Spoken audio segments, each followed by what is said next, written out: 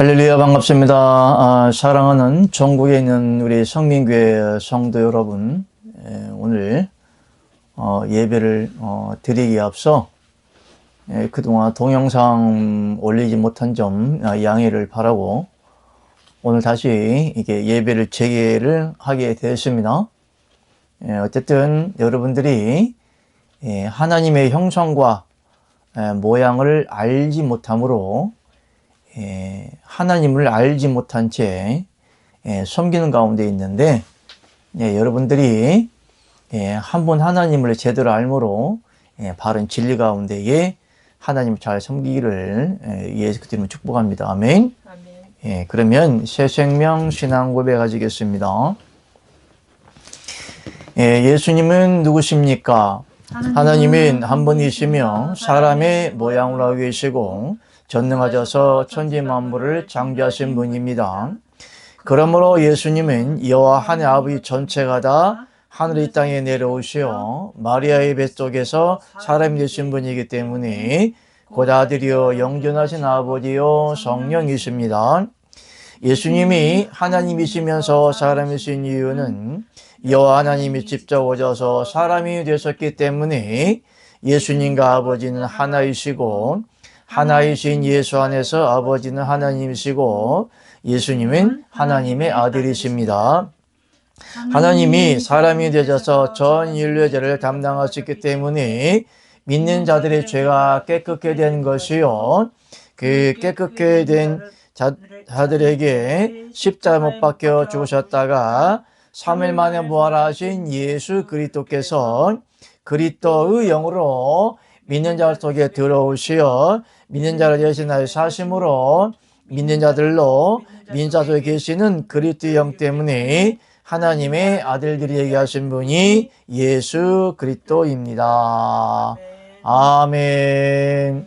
할렐루야. 그러면 사단의 함정은 하나님의 형상과 모양이 없다고 속인다 라는 테마 주제를 가지고 한번 저번에 말씀 나갔습니다.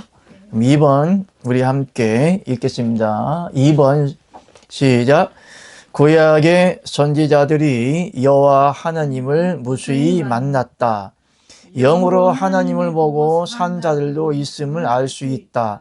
여호와 하나님 아버지는 영광이 빛이시라 직접 볼 수는 없으나 간접적으로 본 선자들도 있다. 실존하시는 하나님 아버지의 형상을 본 사람들은 다음과 같다. 아멘. 오늘날 하나님을 섬기면서 일단은 주제가 신앙의 주제라고 하는 것은 여호와 하나님 아버지를 믿는 것이 주제입니다. 그런데 오늘날 신앙이라고 하는 것은 외식적이고 종교적인 우리가 형식적인 예배를 드리는 것이 아니라 신앙이라고 하는 것은 하나님과 뭐 하는 것이다?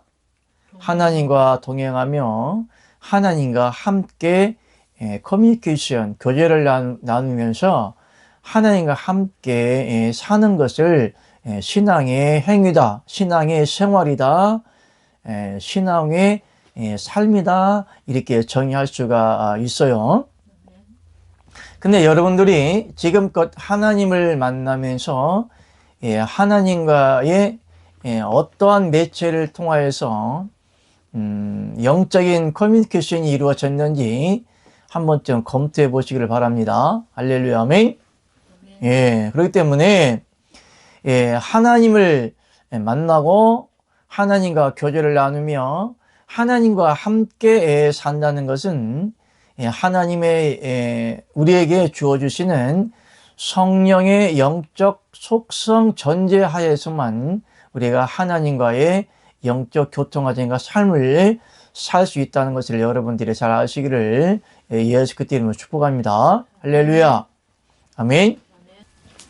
할렐루야. 그렇기 때문에 신앙이라고 하는 것은 반드시 하나님의 영적 흐름과 영적 속성, 하나님의 생명의 활동 안에서 하나님과의 영적 교통하심이 반드시 이루어져야만이 신앙생활이다 이렇게 정의를 할 수가 있는 거예요. 근데 오늘날은 하나님은 보이지도 않아, 성령도 운행하지도 않아, 하나님을 어떻게 만날 수 있는 방법이 없기 때문에 인위적으로 하나님을 만나려고 하고 있어요. 할렐루야요, 놀렐루야요, 막걸리요. 막걸리잖아요. 그죠? 말도 안 된다는 소리죠. 자, 신앙이라는 것은 우리가 하나님을 만나는 겁니까? 하나님 우리를 만나 주시는 겁니까? 하나님이 우리를 만나 주시는 거예요. 우리는 우리가 하나님을 믿는 전제하에 하나님께서는 우리 인간들이 우리 인생들에게 하나님을 믿을 수 있는 여러 가지 매체를 허용하셨어요. 아멘. 어떻게 허용했을까요? 말씀으로, 깨닫는 영으로, 또 은사로. 하나님이 우리 인간과 같이 커뮤니케이션, 같이 공조를 하고 공유를 하고 동행을 하고 인간과 함께 살고 싶어서 창세 이후로부터 수없이 우리 인간들에게 제시를 해 오셨어요.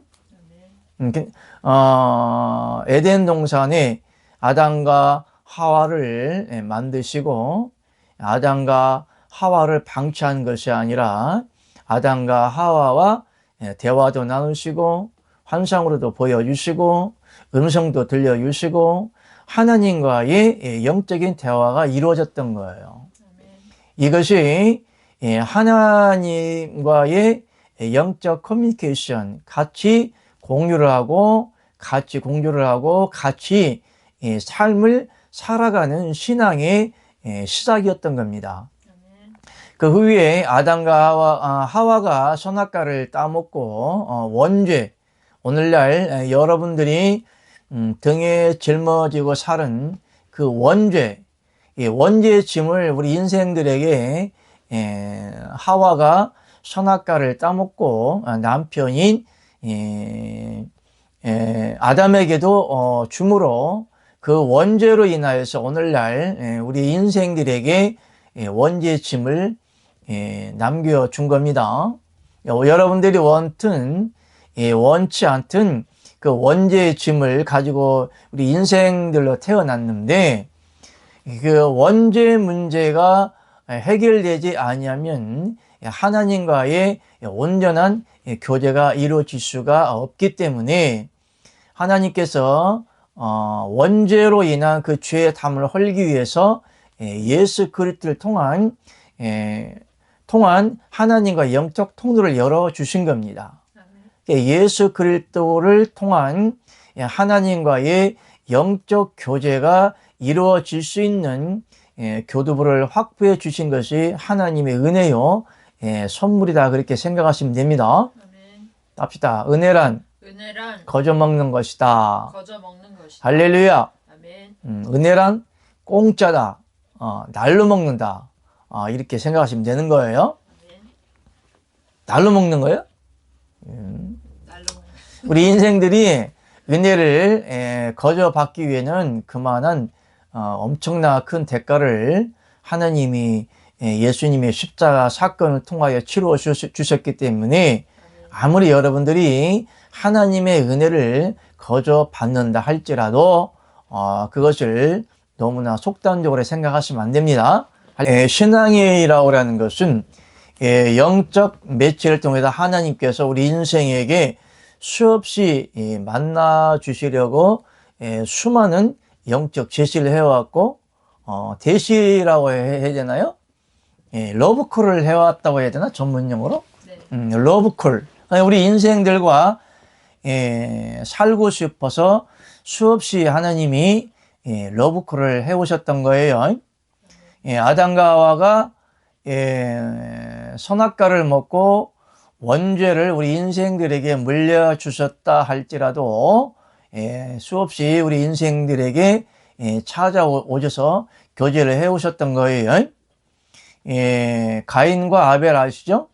네. 가인과 아벨, 가인이 아벨을 죽였음에도 불구하고 가인이 살인자임에도 불구하고 가인을 살려주셨던 예가 있는데, 이처럼 하나님께서는 죄인들을 속단으로 처리하거나 외면하지 아니하시고 어떠한 죄를 지었다 할지라도 하나님께서는 수없이 성경을 통하여 러브콜을 해오셨던 거예요. 아멘. 하나님께서 우리 인생들이 하나님이 인생과 살고 싶어서 인생들을 지었지만은 아담과 하와가 선악과를 먹음으로 원죄의 짐을 짊어지고 인생의 삶이 시작되었는데, 하나님께서는 그럼에도 불구하고 우리 인생들을 살려 주시려고 수없이 노력을 하셨는데, 노아와 방주의 판례를 볼 수가 있는 거예요. 하나님께서 노아와 그 8식구가 노아의 방주에 올라서 살았는데, 이처럼 하나님께서는 우리 인생들에게 하나님의 생명을 주시고자 또 인생들과 살고 싶고 같이 교제하고 인생들의 하나님의 생명을 주시고자 수없는 성경의 역사적인 스토리를 많이 남겨주셨어요. 그 후에 이제 모세를 통하여서 하나님의 언약, 약속, 모세 오경을 통하여서 또한 하나님의 말씀, 하나님의 이야기, 하나님의 의중, 하나님의 뜻, 하나님의 선한 행실, 하나님의 계획하심, 율법을 통하여서 우리 인생들이 하나님과의 교제를 하고 하나님을 만나고 하나님과의 뜻을 이루어 갈 수 있는 우리 인생들의 삶을 영위하기 위해서, 인도하기 위해서 모세 오경을 주신 겁니다. 모세 오경과 613가지의 율법을 여러분들이 단순하게 생각을 하시면 안 돼요. 하나님께서는 우리 인생들에게 사망의 짐을 짊어지고 우리 인생들에게 하나님께서 그 경륜의 비밀 따라 율법을 주셨고, 그 모세 오경 속에 예수 그리스도를 곧 하나님 아버지 자신의 생명을 우리 인생들에게 주시겠다는 그 언약의 말씀을 모세 오경을 통하여서 우리에게 제시를 해 주셨던 겁니다. 그러므로 율법 613가지 또한 창세기, 출애굽기, 레위기, 민수기, 신명기, 모세 오경을 볼 때는 그 안에 숨겨진 하나님의 비밀이요, 그리스도 비밀인 하나님의 생명이신 예수 그리스도를 우리가 찾아야만이 언제나 구원을 이룰 수 있다, 이렇게 생각하시면 된 겁니다. 할렐루야. 그래서 하나님께서는 모세 오경을 통하여서 율법을 통하여서 예수 그리스도에 대한 제시를 해 주셨고, 그 후에 수많은 선지자를 통해서 하나님이 우리 인생들을 만나 주셨던 겁니다. 또한 성경에 하나님의 형상과 모양을 실질적으로 환상으로 보여주시면서 하나님 존재에 대해서, 실존에 대해서, 실상에 대해서 여호와 하나님 아버지의 영적 실체에 대해서 우리 인생들에게 보여주시면서 하나님이 수없이 우리에게 러브콜을 해오셨던 겁니다. 할렐루야. 가장 혁신적이고 개혁적이고 파격적인 러브콜이 무엇이냐? 무엇이요? 십자가 사건이요. 할렐루야죠. 하나님은 사랑이시라 그렇게 말씀하셨어요. 하나님은 왜 사랑이라고 하셨을까? 하나님께서는 우리 인생들에게 하나님의 사랑을 알려주고자 하셨던 거예요. 물론 죄는 아담과 하와가 죄를 지었지만은 그걸 조선시대에 단어를 쓰면은 그 업보라고 해야 되나? 조금 유교적인 단어죠. 업보. 예. 그러니까 사람이 잘못된 죄를 자녀들에게 물려준다거나 조상들의 잘못된 행위와 행실 때문에 자녀들에게 피해를 간다. 그건 나의 잘못을 남에게 잘못 물려줌으로 인해서 좋은 행실과 행함과 선한 행실을 남겨주면 자녀들이 잘 되고, 악한 행실을 남기면 업보를 남기는데, 뭐 심지어는 뭐 귀신이 역사한다, 조상에 귀신이 많다, 뭐 이런 식으로 아기가 성행하는 그런 가정으로 하여튼 안 좋다라는 그런 뜻을 내포하는 것이 업보라고 얘기를 하는데, 어쨌든 간에 아담과 하와가 우리 인생들에게 그 업보를, 죄악의 업보를 남겨주셨어요. 그것을 무슨 죄라고 한다? 원죄라고 합니다. 그럼 하나님의 목적은 아담과 하와가 죄를 지음으로 우리 인생들이 망하는 것을 보는 것이 아버지의 뜻일까요? 아니죠. 아담과 하와가 선택을 잘못했죠. 한번 실수로 인해서 오늘날 80억의 인구가 다 지옥에 갈 수밖에 없는 그런 현 상황에서도 하나님께서 우리 인생들에게 선한 행실의 기회를 주시면서 러브콜을 계속해서 날리고 계신데요. 하나님의 선지자를 통해서 선지자들에게 하나님의 형상과 모양을 보여주시면서 또한 음성으로, 환상으로 하나님의 뜻을 계시적으로, 성경의 계시의 정신이란 말이 있어요. 그러니까 하나님은 영적인 존재고 사람은 유물론적 생질적인 육체를 가졌기 때문에 하나님과의 인간은 커뮤니케이션을 할 수가 없지만은, 하나님이 인간을 지을 때에 생영으로 지어 놓았기 때문에 우리 인간은 반영적인 존재다, 반영구적인 존재다, 이렇게 보시면 되겠어요. 무슨 얘기냐면 영구적이라는 것은 영원히 변치 않고 죽지 않고 사망을 보지 않는 영체의 생명을 영구적이라고 합니다. 그걸 영원성이라고 하고 영원한 생명이라고 지칭을 하는 것이에요.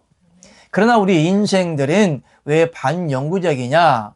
영원한 생명을 동반한 인생의 시한부 인생을 살고 있는 육체와 결합된 영혼 합일체라 그랬습니다. 우리 인생은 영과 육이 합일체로 하나님이 생명으로 지어서 우리 인생들이 살아가고 있는데, 하나님을 믿지 아니할 경우 그 영도 인생은 70이요 강건하면 80이라고 말씀해 주셨고, 인생의 날수를 120년이라고 정해 놓았어요. 어찌하였든 간에 인생이 태어나면 인생이 죽는 그 날까지 시한부 인생을 살고 있는데, 그 하나님이 생명으로 지음받은, 다시 말해서 하나님의 성령으로 지음바가 된 우리의 영혼이 있다 할지라도 그 영혼도 120년간 시한부 인생을 산 후에는 결정이 되는 겁니다. 천국과 지옥이 결정이 되는데, 영원히 죽지 않은 우리의 영적인 생명이 우리 안에 있다 할지라도 120년 동안은 그 영적인 존재에게도 기회를 주시는 거예요. 그러므로 하나님의 바른 진리와 생명을 한 분 하나님의 생명을 분배받고 그리스도 지체가 되어 영적인 부활에 동참하는 자는 영원한 영생을 얻지만, 하나님을 부인한다든지 거짓 진리를 믿는다든지 바른 진리의 성령을 받지 못하면 그 영혼이 구원받지 못하기 때문에 영원한 지옥을 비유하는 영원한 음부, 영원한 유황불에 들어가서 영원히 고통과 형벌을 받을 수밖에 없는 우리 인생들입니다. 그리하기 때문에 우리의 인생들은 반영구적이다. 우리에게 영원히 살 수 있는 우리의 영을 가졌음에도 불구하고 그 영도 120년 동안 하나님이 기회를 주신다. 이 인생이 죽는 날까지 기회를 주신다. 그러나 우리의 육체는 영원성이 아니고 육체이기 때문에 너의 몸은 본래 흙이니 흙으로 돌아가리라는 하나님께서 예시해 주었기 때문에 우리의 인생의 날수가 100년이든 200년이든 죽으면 천국에 가는 것이 아니고 반드시 흙으로 돌아가 썩을 수밖에 없는 우리 육체를 가지고 사는 겁니다. 그렇기 때문에 우리의 육체는 반영구적입니다. 반영구적이라는 것은 반은 영이고 반은 육체인데 이것이 합일체가 이루어지는 육체를 가진 영적인 삶을 살아가는 것이 우리 인생들이다. 할렐루야. 그렇기 때문에 우리 인생의 날 동안, 우리 인생이 다하는 날 동안 하나님의 바른 진리를 얻으면 하나님의 영과 내 영이 연합되어지기 때문에 영원한 천국에 들어갈 수 있는 영원성을 가지는 겁니다. 잘 이해하시겠죠? 그런데 하나님께서는 우리 인생들에게 우리 반영구적으로 살아가는 우리의 육체 속에 있는 그 영은 육체도 하나님의 것이지만 살리는 것은 영이니 육은 무익하다 이렇게 말씀하셨어요.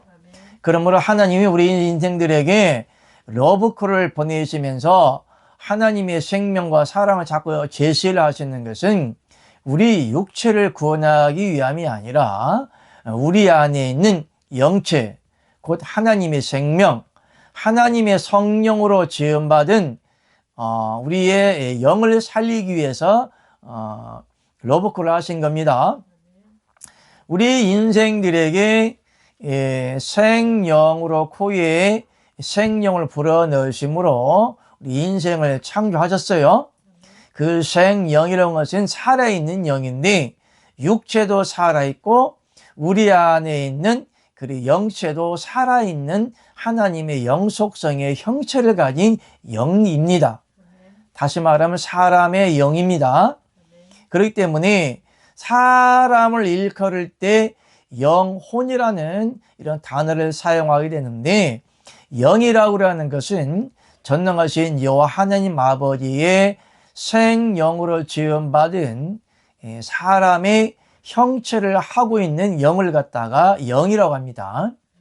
혼이라고 하는 것은 우리 인간의 오감, 인생의 사람 육체의 오감을 겸한 생명의 속성을 갖다가 혼이라고 하는데 영과 사람의 혼적인 속성이 결합된 속성을 가진 것을 갖다가 무엇이라고 한다? 영혼이라고 이렇게 지칭을 하는 거예요. 그런데 실질적으로는 혼은 영에 속한 것이 아니기 때문에 사람을 영혼이라고 하면 안 됩니다. 사실 사람의 영, 하나님의 영, 성령 이렇게 말하는 것이 맞는데 사람의 영을 육적인 혼이 감미된 영혼이라고 하면 안 되고 하나님의 홀리 스피리트, 성령, 거룩한 영, 홀리, 거룩한 영이다 이렇게 보면 되는 건데 사람의 영도 애초에는 아담과 하와가 선악과를 따먹고 죄를 짓기 전에는 거룩한 영입니다. 그렇기 때문에 하나님의 영은 거룩한 영이고 사람의 영도 거룩한 영이었지만은 거기에는 혼적인 감성과 감정 내지 육적인 속성이 감미된 혼합된 영을 갖다가 영혼이라고 합니다. 그런데 그 영혼 속에는 육체적인 그런 죄가 더해질 수가 있는 것인데, 곧 육체의 죄를 더럽히는 사단이 더해졌기 때문에 사단의 영이 더해져서 더해진 우리 인간의 죄를 갖다가 원죄다, 그렇게 이야기를 하는 거예요. 사단이 감미된 그런 죄는 원죄라고 그러는데, 영적인 죄도 되는 것이고 육적인 죄도 되는 겁니다. 그렇기 때문에 사단이 주는 원죄는 우리의 인생의 날수가, 무드셀러 같은 경우는 거의 1000년을 살았어요. 969살까지 살았지만은 그 후에 우리 인생의 날수를 120년으로 정해 놓은 거예요. 그렇기 때문에 우리 인생이 1000년 넘게 살 수 있는 우리의 인생들이 사단의 죄가 더해지면 인생의 날수가 짧아진다는 것을 여러분 아시기 바랍니다. 그렇기 때문에 오늘날 우리의 인생들을 살아간다 할지라도 죄를 하나님을 떠난 인생들이 죄를 지면 속단적으로 빨리 죽을 수 있다, 이렇게 말할 수도 있는 겁니다. 그렇기 때문에 오늘날 하나님이 뜨거운 러브콜을 우리에게 날려주셨는데, 오늘날 가장 피크적 히든 카드가 무엇이냐? 예수님의 십자가 사건입니다. 그러므로 하나님이 러브콜을 우리에게 제시를 할 때는 항상 수식어로 사랑이라는 단어를 써요. 그 전제가 꼭 사랑이라는 단어를 사용하십니다. 하나님은 사랑이시라, 이렇게 말씀해 주셨고, 하나님이 세상을 이처럼 사랑하사 독생자를 주셨다라기보다, 하나님이 세상을 사랑하사 독생자를 주셨다는 것은 예수님을 볼 때 어디까지가 전능하신 여호와 하나님 아버지시고 어디까지가 독생자 사람이신 것에 대하여 이것을 분별해 줘야 됩니다.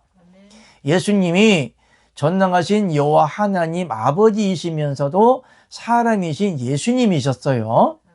그렇기 때문에 독생자를 주셨다라는 말은 전능하신 여호와 하나님 아버지의 속성인 성령으로 잉태하신 여호와 하나님 아버지를 말씀하신 것이 아니고, 전능하신 여호와 하나님 아버지께서 세상에 초림하셔서 육체를 입으셔야 하시기 때문에, 전능하신 여호와 하나님 아버지께서 육체를 입으신 이름이 독생자이며 예수님입니다.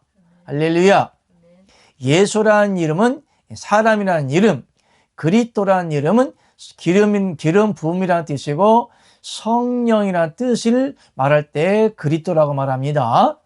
그렇기 때문에 예수님도 전능하신 여호와 하나님 아버지이시면서도 성령으로 잉태를 하였으나 마리아의 육체를 빌려 성령과 육체가 결합된 복합체입니다. 그래서 예수 그리스도라 이렇게 말씀을 하시는 거예요. 예수란 이름은 육체다. 그리스도란 이름은 성령이다. 기름 부음이다. 전능하신 여호와 하나님 아버지다. 이렇게 이해를 하셔야 되는 겁니다. 그러므로 예수님의 이름을 갖다가 주 예수 그리스도 또는 그리스도 예수 이렇게 말하고 있는 거예요. 주라고 하는 것은 주라는 단어는 성령으로 잉태가 되지 않은 전능하신 여호와 하나님 아버지를 우리 종적인 신앙으로 하나님을 바라볼 때 주라고 하는 겁니다. 예수는 신약의 2025년 전에 초림하셔서 육체를 입은 이름이 예수. 그리스도는 성령으로 잉태하신 전능하신 여호와 하나님 아버지를 말할 때 그리스도라 합니다. 그래서 예수님을 갖다가 그러므로 하나님 아버지이신 예수 그리스도를 말할 때 주 예수 그리스도라 이렇게 말을 하는 겁니다. 아멘. 그러하기 때문에 전능하신 여호와 하나님 아버지께서 독생자로 오셨다 이 말은 전능하신 여호와 하나님 아버지께서 하나님 보좌에 계시면서 아들아 내려가라 이렇게 말씀하신 것이 아니고 전능하신 여호와 하나님 아버지께서 직접 육체를 입고 성육신 하신 이름이 독생자라고 하는데 독생자라는 것은 홀로 독자, 구약에는 스스로 있는 자 이렇게 말하는 겁니다. 그렇기 때문에 독생자라고 하는 것은 전능하신 여호와 하나님 아버지께서 이 맏아들로 이 세상에 오신 단어를 사용할 때 독생자라고 합니다. 그런데 웃기는 것은 예수님이 독생자로서의 맏아들입니까? 아니요. 예수님의 동생들은 없었어요? 있었어요. 예, 요셉과 마리아가 예수님의 동생들을 낳았어요. 네. 그러면 독생자 맏아들이란 말 이게 맞는 말이 그러니까 맏아들이라고 하는 것은 독생자 맏아들이라는 것은 예수님 외에 동생들이 있다는 말이에요, 없다는 말이에요? 없다는 말이에요. 없다는 말이죠. 네. 그러므로 예수님과 예수님의 동생들이 있는데 맏아들이라는 말이 맞는 말이요, 틀리는 말이요? 틀리는 말이에요. 틀리는 말이죠. 네. 독생자라고 하는 것은 동생들이 없는 그냥 혼자, 쉽게 말하면 동생들이 없이 혼자 독자다. 혼자라는 말을 쓸 때 독생자라고 하는 것이에요. 아멘. 그러므로 여기에서 독생자라고 하는 것은 윤리적이고 도덕적이고 생처적이고 생리적이고 육체적인 독자를 말하는 것이 아니죠. 아멘. 그러므로 전능하신 여호와 하나님 아버지로서의 홀로 계신 전능하신 여호와 하나님 아버지께서 영적인 자녀로 세상에 오신 분은 예수님 밖에다. 아멘. 할렐루야. 아멘. 무슨 말인지 아시겠죠? 아멘. 그렇기 때문에 여기서 독생자라고 하는 것은 예수님과 예수님의 육적인 식구, 쉽게 말하면 가족사를 얘기하는 것이 아니고 전능하신 여호와 하나님 아버지께서 육체를 입고 성육신 하시고 오신 분은 곧 예수님 뿐이다. 곧 영적인 맏아들이신 예수 그리스도를 말할 때에 독생자 예수라고 말을 하는 겁니다. 아멘. 아멘. 독생자 거듭 말하지만은 독생자라고 하는 것은 육적인 맏아들을 말하는 것이 아니고 전능하신 여호와 하나님 아버지로서의 전능하신 여호와 하나님 아버지께서 하나님 아들로 성육신하고 오신 예수 그리스도를 말할 때에 독생자다 이렇게 지칭을 하는 겁니다.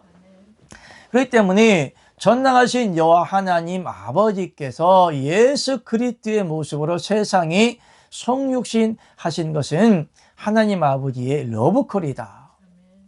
그러므로 예수님이 세상에 성육신 하시고 오시면서 무슨 일 하셨느냐? 전도를 하신 거예요. 다시 말하면 러브콜을 하신 거예요. 하나님이 사랑의 손길로 우리 인생들에게 러브콜을 하신 겁니다. 나를 믿어라. 내가 곧 구원이다. 내가 영생이다. 내가 너희의 아버지다. 빌립아, 네가 하나님을 보여달라고 하는데 내가 네 아버지야. 사실은 예수님이 12사도를 불러서 하나님의 진리를 가르칠 때에 하나님의 러브콜, 다시 말하면 경륜적 비밀, 언약의 비밀, 옛 언약을 이루시고 새 언약을 우리 믿는 자 안에게 이루어 주시기 위한 구원의 여정을 계속 말씀하시는 거예요. 예수님이 33년 동안 이 세상에서 하신 일은 무엇일까요? 예수님 그 자체가 하나님의 러브콜의 메시지예요. 어린 양이라 할지라도, 어린 예수라 할지라도 어디까지나 하나님이 러브콜로 보내고 계시는 거예요. 예수님이 어린 시절이나 30살에 하나님 공생애를 시작하시면서 3년 반 동안 본격적으로 우리 인생들에게 러브콜의 메시지를 보내신 거예요. 수없이 또한 하나님이 예수님이 오시기 전에도 구약 성경을 통해서, 구약 선지자들을 통해서, 구약 율법을 통해서 수없이 하나님의 사랑, 예수 그리스도에 대한 비전, 꿈, 또한 예수 그리스도에 대한 구원의 모형과 형태와 형상을 수없이 우리 인생들에게 비전으로 가르쳐 주셨던 거예요. 수없이 하나님의 선지자를 통해서 우리 인생들을 부르고 계시는 거예요. 왜 하나님이 구약에는 선지자를 세워주셨을까? 선지자를 세우면서 대화도 나누고 말씀도 나누고 율법의 말씀도 전해지고 왜 수없이 하나님이 그 선지자들을 세웠을까요? 이것은 어디까지나 우리의 완전한 구원을 이루시기 위한 러브콜의 한 단면이라고 보시면 됩니다. 그러므로 성경 구약은 뭐냐? 사랑의 편지입니다. 그러므로 여러분들이 성경을 보실 때는 율법에 딱딱하게 좀 뭐라 할까? 좀 고딕화가 된 너무나 육각적으로 딱딱하게 성경 말씀을 읽는 것이 아니라 성경 속에 하나님이 러브콜의 연애 편지를 보내고 계신 겁니다. 할렐루야.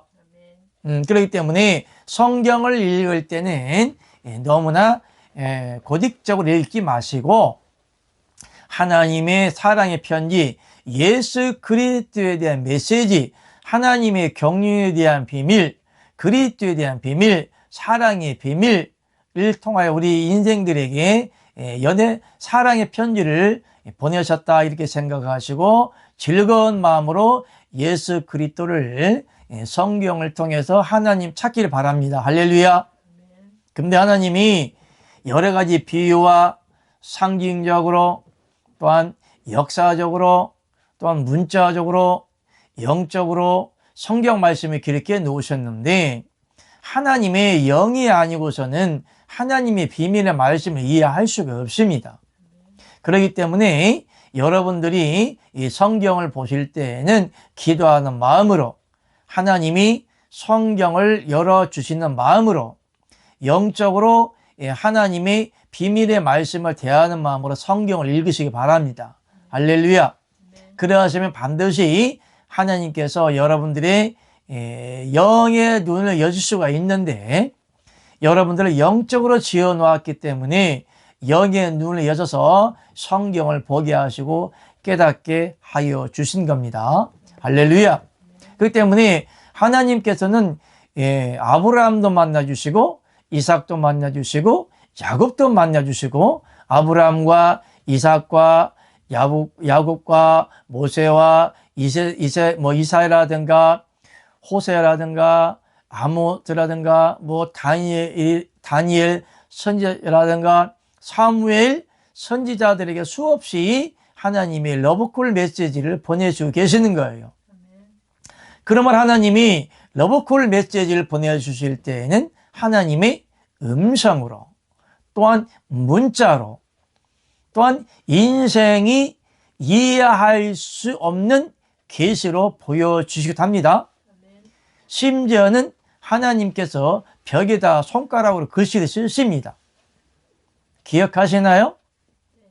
메네메네 데겔 우바르신 손가락으로 벽에다가 글씨를 쓰시면서 책망하기도 하십니다. 메네메네 데겔 우바르신 무슨 뜻이냐? 너를 달아보았으나 부족하다. 벽에다가 하나님의 손가락으로 글씨를 써요. 그게 어려운 일인가요? 쉬워요. 세상 말로 말하면 껌이다. 더 쉬운 말로 말하면 밴드다. 밴드가 뭐냐고? 데일밴드라고 그래요. 왜? 일회용이다. 너무 쉽다라고 해서 은어를 써. 뭐라고? 밴드다. 밴드야. 데일밴드야. 너무 쉬워. 껌이야. 너무 쉬워. 할렐루야. 아멘. 하나님이 모세 돌판에다가 레이저로 글씨를 써주었는데 벽에 글씨 쓰는 거 어려워요? 쉬워요. 쉽죠. 자, 그렇지만 하나님께서 레이저로 십계명도 글씨도 돌에다가 글씨도 써주시고 벽에다가도 글씨를 써주시는데 그런 전능하신 여호와 하나님 아버지를 만나는 게 어려워요? 쉬워요. 어려워요? 쉬워요? 쉽기도 하고. 쉽죠? 예. 하나님은 우리 인생들을 만나 주시는데 그렇게 어렵게 만나 주신 것이 아니에요. 남녀가 데이트할 때도 그렇게 어렵게 만나요? 아니요. 처음에는 어렵지. 처음에 어려워요. 네, 처음에는 어려워요. 우리가 남녀가 데이트할 때도 처음에 만날 때는 굉장히 어렵죠. 거기에는 반드시 남녀가 만날 때는 무엇을 얻어야 되느냐? 마음만 얻으면 되는 거예요. 할렐루야. 아멘. 왜 남자들이 수없이 아리따운 여인들에게 대시를 할까? 그 마음 얻으려고 빛동 W 빤스 같은 거 막 대시를 하기도 하잖아요. 응? 아파트니 뭐 옛날에는 뭐 3키라고 그랬나? 아파트 키, 자동차 키, 뭐 변호사나 검사나 의사나 뭐 사자 붙은 키를 가지고 뭐 가문을 따지기도 하면서 여인들에게 대시를 합니다. 뭐 하려고? 뭐 하려고 빛동 W 빤스 아파트 뭐 때리는 뭐 학사, 박사, 뭐 검사 이런 걸 대시합니까? 다 하나예요. 무엇을 얻으려고? 마음을 얻으려고. 할렐루야. 인생은 가문이나 재물이나 돈으로 사는 게 아니에요. 마음으로 사는 겁니다. 할렐루야. 무슨 얘기를 하느냐? 왜 우리가 여러분들이 기도를 하고 뭐 예배를 드리고 찬송을 하고 성경을 공부를 하고 이런 종교적인 행위를 하느냐? 무엇을 하려고? 하나님의 마음을 얻으면 되는 거예요. 그러면 게임 끝나는 것이죠. 할렐루야. 여인도 모든 것을 남자에게 줄 때는 마음을 얻을 때 모든 것을 허용을 하는 거예요. 남자도 마찬가지고. 남자도 여자의 마음을 얻어야 하는 것이고 여자도 남자의 마음을 얻을 때 서로 하나로 합류할 수가 있는 거예요. 서로 공유할 수가 있는 거고 아름다운 삶을 하나님이 허락하는 그런 삶을 살아갈 수가 있는 거예요. 근데 마음을 얻지 못하면 굉장히 불편해요. 이와 같이 우리 인생들이 왜 예배를 드리고 찬양을 하고 기도를 하고 성경을 공부를 하고 진리를 탐학을 하느냐? 왜 하나님의 진리를 얻으려고 하느냐? 하나님의 성령을 받으려고 하느냐? 하나님의 은혜를 받으려고 하느냐? 하나님의 생명을 받으려고 하느냐? 일단은 성령과 생명과 하나님의 마음과 그리스도의 마음은 하나이다. 아멘. 할렐루야. 아멘. 그런데 성경에는 그리스도의 마음을 가지라고 말씀하고 있어요. 누가 그리스도의 마음을 가진 자겠느냐? 그냥 우리가 그리스도의 마음을 가졌다고 했잖아요. 그러므로 하나님의 진리와 마음을 얻는 바른 진리를 알아야만 되는 거예요. 할렐루야. 그렇기 때문에 하나님의 마음만 얻으면 모든 것이 하나님의 마음을 얻었고 하나님의 마음에 든 자 하나님이 인정하려고 하면 하나님이 인정받고 하나님 마음에 드는 하나님의 진리의 영을 받아야만 되는 거예요. 할렐루야.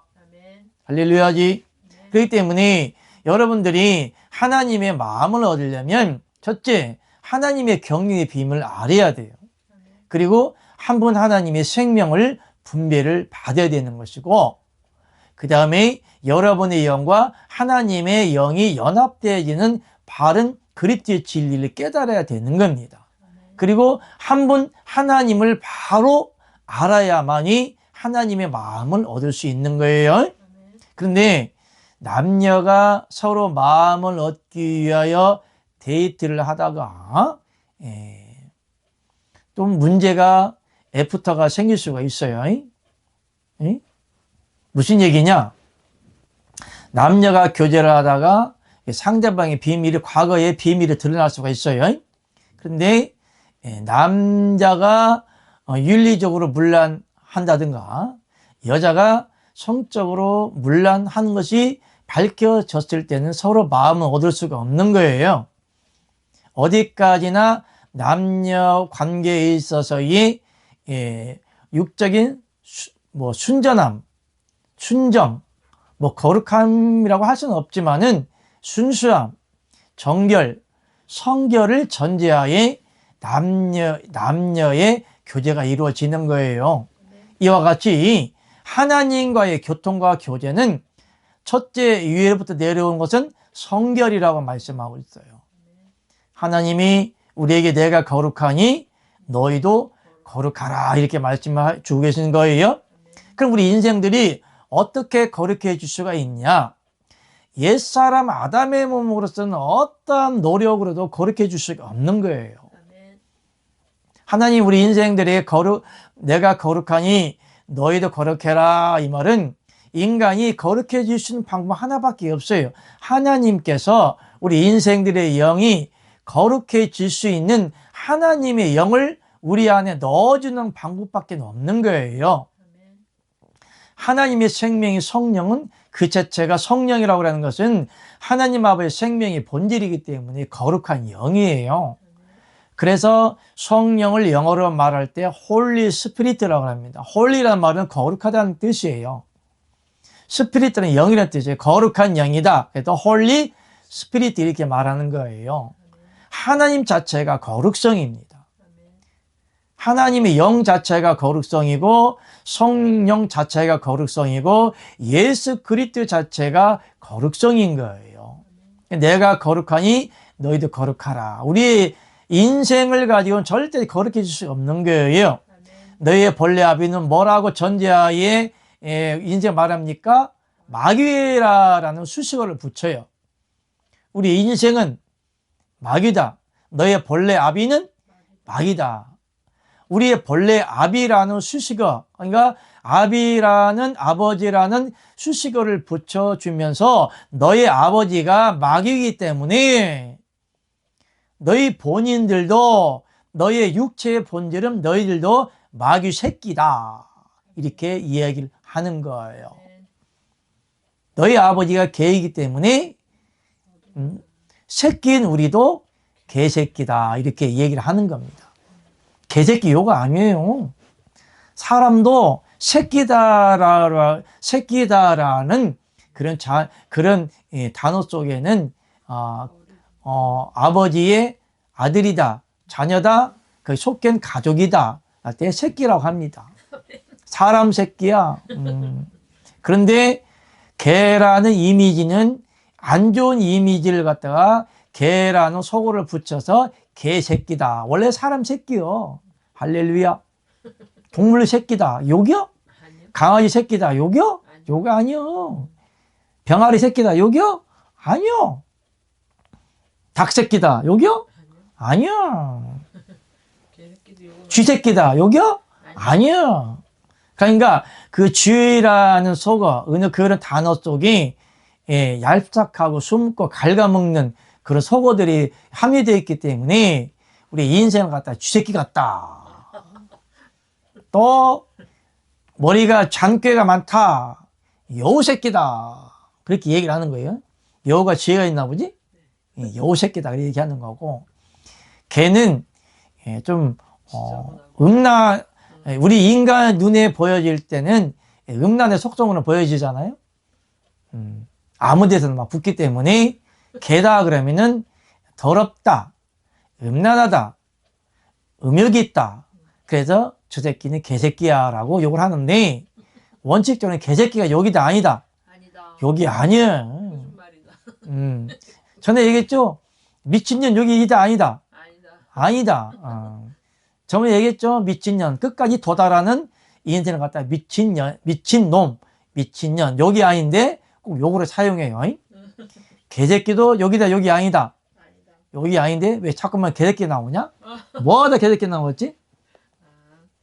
새끼를 갖다가 그 너희 아비는 본래 네, 그렇죠. 우리 너의 아비는 마귀라고 그랬죠. 그러니까 우리는 마귀 새끼요. 할렐루야. 아멘. 마귀 자녀요. 아멘. 마귀의 아들들이요. 마귀의 가족들이다. 이렇게 조금 편하게 얘기하면 마귀 가족, 마귀 혈통, 할렐루야. 마귀 혈통, 이쁘게 말하지. 이쁘게 말하면 마귀 혈통이라고 그래. 그걸 성경에는 사망이다. 이렇게 얘기를 하는 거예요. 그렇기 때문에 우린 너의 본래 아비는 마귀다. 이렇게 얘기를 하는 건데, 뭐 하다가 또 마귀 새끼 빠졌지? 자식은 부모 그 후에 뭐라고 얘기했어? 하나님의 하나님의 생각이 안 나. 어쨌든 간에 하나님이 우리 인생들에게 하나님의 사랑을 주고 싶고자 러브콜을 하시는 거예요. 수없이 우리 인생들에게 러브콜 하고 계셨는데 개새끼까지 하다가 지금 머리 필리 끊겼어. 자, 이제 공부합시다. 오늘 이번에 1번 정말 믿음의 조상 아브라함이 본 하나님의 형상과 모양. 그렇기 때문에 하나님 우리 인생들에게 수없이 러브콜을 해주시면서 하나님이 이 아브라함을 환상으로 보여줬어요. 직접 보여줬어요. 직접 만나주셨어요. 직접 만나주신 거예요. 마물의 상수리 숲을 근처에서 만나주셨는데 하나님이 사람의 모습을 하고 직접 오신 거예요. 아멘. 여기에 아브라함을 만나러 오신 세 명과 천사를 보면 안 돼요. 전능하신 여호와 하나님 아버지이시면서 그리스도예요. 아멘. 예수란 여기서 예수님이라고 붙이면 안 돼요. 그리스도라고 해야 됩니다. 그리스도. 아멘. 전능하신 여호와 하나님 아버지이시면서 그리스도라고 얘기를 해야 돼요. 아멘. 예수라는 이름은 육체를 2025년 전에 십자가에 달리신 이름이 누구? 예수 그리스도. 전능하신 여호와 하나님 아버지께서 육체를 입고 아브라함을 만나러 오셨기 때문에 이름이 뭐예요? 전능하신 여호와 하나님 아버지이시면서 그리스도예요. 아멘. 할렐루야. 아멘. 그런데 예수님은 2025년 전에 오신 예수님은 이름을 예수라고 지어졌기 때문에 예수라고 해야 되는 거예요. 좀 알겠죠? 이때에 아브라함을 만나 주시려고 육체를 입고 오셨어요. 오시면서 하나님이 가장 획기적이고 히든 카드에 러브콜을 하시는 겁니다. 메시지를 전해주시는 거예요. 누구에게? 아브라함에게 뭐가 있을 것이다. 자식이 있을 거라고 러브콜 메시지를 전해주시는 거예요. 그게 누구요? 그게 예수 그리스도예요. 다시 말하면 아브라함아, 너에게 자식이 있을 것이야. 그런데 너희 자식이 하늘의 별과 같이 모래와 같이 많을 것이야. 그리고 하나님께 영광 된다고 그렇게 말씀을 하시는 거예요.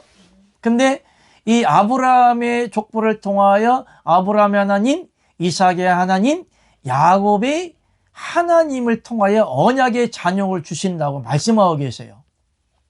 언약의 자녀라야만이 하나님이 인정을 하시는 거예요. 근데 반드시 하나님이 약속하신 자녀를 낳아야만이 인정을 하는 거예요. 그 언약의 자녀가 누구냐? 언약의 자녀 러브콜이 누구냐? 곧 예수 그리스도예요. 근데 아브라함이 때가 되지도 아니하였는데 이스마엘을 낳음으로 오늘날 중동 지역이 저렇게 시끄러운 거예요. 이스마엘은 하나님이 약속하지 않은 자녀이기 때문에 하나님이 인정을 한다, 안 한다? 안 하지요. 그래서 아브라함이 낳은 그런 자녀를 통해서 오늘날 중동 지역이 사단의 세력지 되어버린 거예요. 이슬람 국가들, IS, 무슬림들이 수없이 하나님을 대적하는 적 그리스도들이 된 겁니다. 아이러니하죠. 이처럼 하나님이 그러나 아브라함에게 언약을 하지 아니하였고 하나님께서 아브라함을 찾아오지 아니하였다 할지라도 아브라함은 이스마엘을 낳았을 거예요. 무슨 말인지 알죠? 그러나 하나님이 이스마엘을 낳을 것을 알았을까요? 몰랐을까요? 이미 다 알고 계시는 거예요. 그렇지만은 하나님이 믿음의 조상 아브라함을 통하여 하나님이 예수 그리스도를 주시고, 다시 말해서 아브라함이 자손과 후손을 통하여 여호와 하나님 아버지께서 내가 너희의 족보를 통하여 내가 내려간다. 세상에 내가 내려가서 모든 백성을 구원하려고 내가 내려가서 피를 흘려주고 내가 십자가에 죽을 것이야 라고 하나님께서 언약적인 암시적으로 말씀을 하시는 거예요.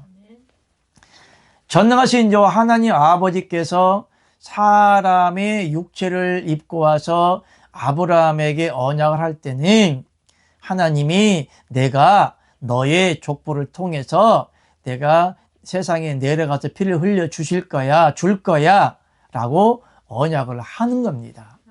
이것을 첫 언약이라고 하는 거예요.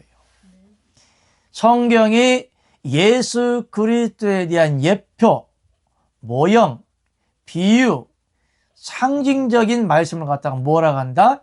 첫 언약이라고 하는 거예요. 하나님이 말씀으로, 율법으로, 성경으로 기록해 놓은 것 갖다가 언약이라고 하는 거예요. 그 첫 언약이라고 하는 겁니다. 새 언약은 무엇이냐? 첫 언약이 이루어진 후 우리 인생들의 하나님의 목적은, 경륜의 비밀은, 하나님이 언약을 세우신 목적은, 러브콜을 보내주시는 목적은 첫 언약이 파기된, 곧 하나님의 말씀을 어긴 원죄로 인하여 사망에 처해 있는 우리 인생들을 구원하시고자 하는 하나님의 경륜의 목적입니다. 하나님이 아브라함을 통해서 너에게 언약의 자식을, 다시 말하면 이삭을 준다는 언약을 할 때는 하나님이 우리 믿는 자들에게 새 언약을 세워주시기 위한 교두보를 확정을 하시는 거예요. 쉽게 말하면 준비를 하시는 겁니다. 내가 아브라함아, 내가 너를 통하여서 너에게 약속한 자식을 주는데 이삭을 줄 것인데 그 자녀 후대에 너의 족보를 통하여 내가 태어날 것이야. 내가 태어나고 많은 사람을 통해서 십자가에서 죽을 것인데 이 예수 십자가 사건을 통하여서 너희들에게 내 영을 사람들 안에 들어갈 수 있는 교두보가 만들어질 거야. 이런 식으로 하나님이 경륜적인 비밀의 언약을 암시적으로 이야기를 하는 겁니다. 그런데 아브라함은 오직 윤리적이고 도덕적이고 육적인 자녀밖에 볼 수가 없는 거예요. 하나님의 경륜의 비밀을 알 수가 없는 것이죠. 하나님의 영적인 경륜의 비밀이 열렸다면 이스마엘을 낳을까요? 안 낳을까요? 안 낳죠. 시간이 지나도 더디 언약이 이루어져도 10년이 넘어도 그 언약을 기다리고 하나님이 약속하신 뜻이 이루어질 때까지 믿고 믿음을 가지고 기다릴 것인데 조급한 마음에 이스마엘을 낳았던 거예요. 이것은 우리 인생의 단면을 보여주기도 합니다. 하나님이 우리에게 언약을 하였을 때는 반드시 그 언약의 약속이 이루어지기 때문에 어떠한 어려움이 있다 할지라도 참고 하나님의 때가 될 때까지 인내를 하고 기다려야 되는 겁니다. 그런데 때로는 하나님의 언약을 믿지 못하고 속단적으로 육적인 삶을 살면 여러 가지 어려움이 온다는 결론입니다. 여러분들에게도 지금 이 동영상을 보시는 분들에게도 하나님의 언약을 받고 하나님의 약속을 받고 하나님의 일하심의 뜻을 이루기 위해서 기도하는 것이 아니겠습니까? 그런데 여러분의 육적인 문제를 해결하려고 기도를 한다든지 세상 것을 구한다든지 자녀를 위해서 구한다든지 이 세상을 영위할 수 있는 종교적인 행위로 하나님께 달라고 다고다고 구한다 할지라도 하나님 뜻은 절대적으로 이루어지는 것이 아님을 아시길 바랍니다. 아멘. 너희는 먼저 무엇을 구하라? 그의 나라와 의를 구하라고 하나님이 전제를 붙여놓지 아니었습니까? 하나님의 나라와 하나님의 의, 하나님의 나라와 의가 무엇이냐? 그것이 곧 예수 그리스도예요. 곧 하나님 한 분의 생명이에요. 십자가의 도예요. 하나님의 경륜의 비밀 따라 하나님의 영을 전해주시는 그리스도 비밀, 하나님의 비밀, 인봉된 말씀, 하나님의 뜻을 구한다는 것은 하나님의 비밀로 감추어진 하나님 비밀을 깨닫기 위해서 기도하는 것입니다. 이것이 이루어지지 않고 비밀을 깨닫지 못하면 남녀가 서로 마음을 얻지 못하고 육적인 속성만 보게 되는 거예요. 남녀가 사귀기 시작하면 과거의 모든 비밀을 암시적으로 알기도 합니다. 그러면 이 같은 것들을 받아들이지 못할 경우에 남녀가 한 가정을 이루어지지가 않는 것이에요. 하나님은 우리의 과거를 다 알고 계시죠? 무엇을 알고 계십니까? 너의 본래 아비는 개새끼요. 할렐루야. 마귀요. 사단이요. 뱀이요. 리오단이요. 그러니까 우리의 인생들을 모를까요? 하나님 우리의 인생들의 과거는 다 알고 계시죠. 우리가 태어날 때 과거를 말함이 아니라 너의 아비는 본래 마귀라고 얘기한 것은 아담과 하와가 선악과를 먹고 죄를 지은 원죄를 갖다가 책망을 하시는 거예요. 우리가 원치 않든 우리는 마귀의 자녀예요. 마귀 새끼들이에요. 다시 말하면 마귀들이에요. 심한 말로 말하면 사탄들이에요. 악의 영들이에요. 지옥 갈 영들이에요. 하나님은 우리의 인생의 과거를 아셨음에도 불구하고 우리들에게 전능하신 여호와 하나님 아버지로서 신랑으로서 전능하신 여호와 하나님 아버지께서 우리의 신랑이라고 말씀하고 있어요. 남편으로서 음란하고 음탕한 저 곤멜과 같은 우리의 인생들에게 다시금 러브콜을 하고 계시는 겁니다. 할렐루야. 그것이 십자가 사건이었고 십자가 사건을 통하여 러브콜을 한 우리 인생들이 한 번 하나님의 진리를 바로 깨닫고 믿음으로 하나님의 사랑, 하나님의 마음을 얻기 위해서 우리가 종교와 신앙생활을 하는 거예요. 종교생활이라는 것은 사람의 육체로 하나님을 섬기는 것을 종교라고 하는 것이고 우리 인생의 육체를 행한 모든 행위를 갖다가 종교라고 합니다. 그 종교 안에 종교 육체를 가지고 있는 우리 육체 안에 우리의 하나님의 영체가 있는데 그 하나님의 영이 하나님과 연합되어짐으로 비로소 신앙이라는 부수적인 단어가 사용할 수 있게 되는 겁니다. 신앙이라고 하는 것은 우리 육체로 하나님을 섬기는 것이 아니에요. 신앙이라고 하는 것은 내 안에 계신 하나님의 영, 하나님의 생명, 단독 직입적으로 말하면 성령의 행함, 성령의 행동, 영의 인도함으로 하나님을 섬기는 것을 갖다가 신앙이라고 하는 거예요. 그렇기 때문에 여러분들이 오늘날 교회 가고 예배 드리고 기도하고 성경 말씀대로 살아가는 모든 인간의 행동을 망라하여 신앙이라고 보시면 안 돼요. 그러면 여러분들이 한번 하나님의 영을 분배받지 못하여서 그리스도의 영이 없는 사람들은 신앙이라고 볼 수가 없는 거예요. 그건 어디까지나 육적 행함으로 하나님의 마음을 얻으려고 하는, 율법의 행함으로 하나님의 마음을 얻으려고 하는, 육신의 행함으로 하나님의 뜻을 행하려고 하는 종교인이다, 종적인 사람이다, 이렇게 보시면 되는 거예요. 신앙의 시작점은 언제부터 시작되느냐? 오순절날 마가 다락방으로부터 우리 인생들에게 하나님의 7영이 보내지는데, 그 영은 죄와 상관없이 하나님의 영과 내 영이, 사람의 영이 연합되어질 수 있는 영이에요.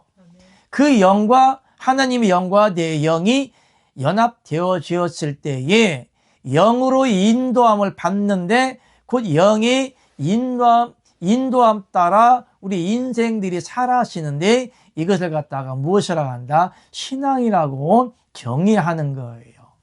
결론을 내리는 거예요. 그러면 여러분들이 한번 하나님의 영이 없다면, 그리스도의 영이 없다면, 성령의 임파테이션, 하나님의 임재와 인도와 영적인 러브콜, 영적인 교통하심이 없다면 여러분의 신앙이 아닙니다. 여러분들은 하나님의 성령을 받지 못한, 성령의 인침을 받지 못한 종교인에 불과한 것입니다. 할렐루야. 그러므로 하나님께서는 이 아브라함을 통해서 만나주시고 자녀를 줄 것을 언약을 하시는데, 이 자녀는 곧 이삭은 누구에 대한 예표다? 예수 그리스도에 대한 예표죠. 비유적으로 서로 일맥상통한 의미가 있는데, 이삭은 낳을 수가 있는, 사람이 생질적으로 낳을 수 있는 존재다, 낳을 수 없는 존재다. 낳을 수가 없죠. 이미 이삭의 어머니 사라가 이미 무엇이 끊어졌다? 경수가 끊어졌어. 경수? 쉽게 말하면 생리가 끊어지고 경수가 끊어진 거죠. 쉽게 말하면 육적으로 사람을 낳을 수 있는 인간의 그 생명의 그 육의 그걸 뭐라고 하지? 생육하는 기능이 없어지고. 쉽게 말하면 육의 기능이 상실된 거예요. 그러므로 아기를 하나님이 인간에게 생육하고 번식하라 하면서 생육하고 번식할 수 있는 우리 여자분들에게 기능을 주신 거예요. 그런데 아기를 낳을 수 있는 이미 기능이 상실된 거죠. 인간으로서는 도무지 낳을 수가 없는 거죠. 그래야 하므로 인간으로서는 아기를 낳을 수 없는 가운데에 어쨌든 사라가 아기를 낳았어요. 이와 같이 비유적으로 하나님이 비유의 모형으로 하나님이 우리 인생들에게 아브라함에게 암시적으로 가르쳐 준 거예요. 예수님도 도무지 예수님의 어머니 마리아가 성령으로 잉태하여 낳았죠. 남자의 씨가 없기 때문에 낳을 수 없는 가운데 아기를 낳은 거예요. 그렇기 때문에 하나님이 아브라함에게 사라에게 자녀가 아들이 있을까라고 한 언약이나 예수님이 태어날 것을 성령으로 잉태하여 아기를 낳는다는 말이나 일맥상통하는 하나님의 암시적인 언약인 것입니다. 할렐루야죠. 그렇기 때문에 여러분들이 어쨌든 간에 하나님이 아브라함을 통하여서 암시적으로 언약을 하는데 곧 예수 그리스도의 예표다. 그런데 실질적으로도 전능하신 저 하나님 아버지께서 사람의 형상과 모양을 하고 아브라함을 만나 주신 거예요. 그런데 전에도 말씀했지만은 아브라함을 만나 주신 세 명의 사람이 천사냐 이렇게 의견이 많이 분분하지만 아브라함을 만나 주신 여기 하나님이 전능하신 요 하나님 아버지이시면서 예수 그리스도라는 것을 성경 말씀에 기록하고 있어요. 요한복음 8장 56절에 뭐라고 했어요? 아브라함이 나의 때 볼 것을 보고 기뻐하였다 이렇게 말씀하신 거예요. 그런데 여기서 아브라함이 나의 때 될 것, 하나님의 때가 될 것을 보고 기뻐하였다고 그랬어요. 무슨 얘기냐면 이 때라고 하는 것은 무슨 때일까요? 종말의 때가 아니에요. 하나님의 때를 말하는 거예요. 다시 말하면 언약의 때. 자, 그런데 이 아브라함이 하나님의 때를 보고 기뻐하였다 할지라도 완전히 100% 믿는 것이 아니에요. 완전한 하나님의 때를 믿었더라면 이스마엘을 낳지 않죠. 쉽게 말하면 중간에 반칙을 하지 않습니다. 속도 위반을 하지 아니에요. 오늘날은 남녀가 결혼하기 전에 아이도 많이 낳긴 하는데 그걸 속도 위반이라고 합니다. 그런데 아브라함이 속도 위반을 해서 이스마엘을 낳지 않을 수도 있는데 하나님의 때를 보고 기뻐하였다 할지라도 완전한 믿음은 아니다. 근데 아브라함을 갖다 믿음의 조상 아브라함이라 할지라도 흠이 있다. 또 후에 아브라함의 아내 사라를 갖다가 자기가 죽지 않기 위해서 누이라고 속인 점, 거짓말한 점, 그 다음에 하나님의 언약과 약속을 믿지 못하고 속도 위반 반칙하여서 이스마엘을 낳았던 점, 또 하나님이 아브라함의 행함으로서는 의롭다 육체가 있다 없다, 하나님이 단정적으로 단결지어서 아브라함의 믿음이 없다고 결론지어서 얘기를 합니다. 그럼에도 불구하고 믿음의 조상 아브라함이라고 해요. 그러면 믿음의 조상 아브라함이라고 정의를 할 때는 어디까지가 믿음의 조상이고 어디까지가 육의 속성을 가진 아브라함인지를 잘 판단해야 됩니다. 믿음의 조상 아브라함 이렇게 이야기를 하니까 전폭적으로 100% 믿음의 조상 이렇게 이야기를 하면 안 됩니다. 아브라함은 거짓말도 했고 속도 위반도 했고 하나님의 언약도 믿지 못한 믿음이 없는 사람이었어요. 그러나 아브라함을 보고 믿음의 조상이라고 하는 것은 하나님이 아브라함을 통하여 이삭을 언약을 하고 이삭을 예표한 예수 그리스도가 2025년 전에 태어나시고 십자가 구속을 통한 많은 영혼을 구원하시고자 하는 하나님의 교두부의 역할과 그 믿음을 가졌기 때문에 아브라함을 믿음의 조상이라고 하는 것을 여러분들이 믿으시기를 예수 그리스도의 이름으로 축복합니다. 아멘. 네, 이번 시간은 여기까지 하고 잠시 후에 2부 예배 드리겠습니다. 할렐루야. 아멘.